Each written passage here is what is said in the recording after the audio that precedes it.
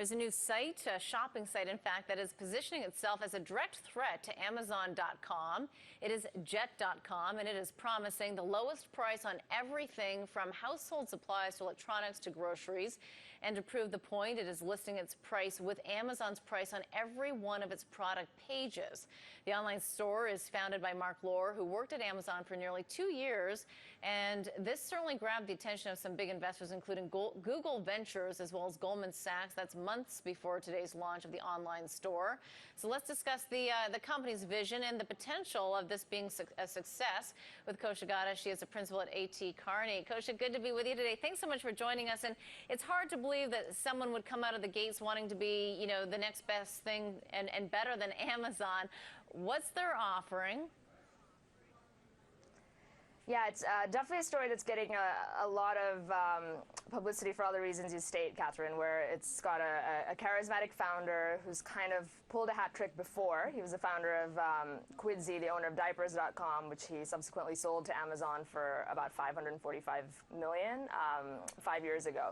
So his offering now is, you know, taking it one step further, and he's kind of, thinking of it as an online version of something like a Costco, so a truly singular mass retailer that can offer you anything and everything at the lowest prices out there, lower than any other offering, with the option of basically having a subscription of $50 a year, which puts them below the subscription price of Amazon and Costco. So he's kind of winning or undercutting everybody on price and really swinging for the fences in trying to get the volume and scale necessary to make this kind of a business model succeed. Kosha, what's the chatter, though, in terms of whether or not this will succeed? And some people would say Amazon's been a huge success, and other people would say they've got billions and billions of dollars in revenue and no profit, and hence they're not a success. So a lot of different views and ways to look at both of these stories. But what would make them successful? What's the chatter? Would they be? Yeah, so it's a really tall order, and basically it's what I kind of call a swing for the fences business model. So it only really works if this company achieves a total gross merchandising value, which is the value of all products that they offer on their site, of $20 billion, which would put them just behind Amazon, eBay, and Apple, ahead of Walmart, ahead of everybody else. And unless he hits that level, they don't break even. So it's really an all or nothing swing for the fences strategy of really having to build rapid amounts of scale in a short amount of time. And the other tricky thing too is, at this stage, it's not a new offering. It's kind of like a me too in the ever expanding world of e-commerce. But to do that and to reach that scale, it's really based on them pulling away market share from Amazon, which is an extremely tall order since they really are the entrenched incumbent in e-commerce at this point. And even 20 years later, after starting Amazon, is still, to your point, not profitable. So you know, it's definitely a tall order, but he's trying to push margins to be even thinner and taking market share away from a company like Amazon. It's interesting, though, because apparently he's able to push these prices lower because of the business model, because of this membership fee, which he's really starting out of the gate with versus Amazon. Is that not correct? That's why he thinks this model will work?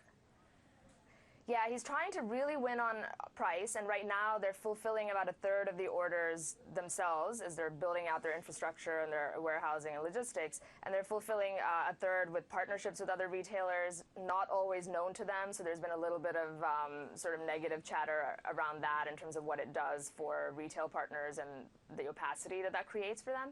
And then the interesting thing is they're also fulfilling a third of their orders right now as they're rolling out with a concierge service, which is where they're basically willing to go out and purchase products that you as a customer might order from other retailers, potentially at a cost higher than what the price that they're charging you for it. So this is a stopgap solution for now. It's not their end game for the business model, but it's definitely risky because it's burning through cash to try and build up that scale at any means necessary, including potentially buying products at a loss. But, Kosha, what's interesting as well, though, are the people who are backing him, Google Ventures as well as Goldman Sachs. What do you think that they're thinking?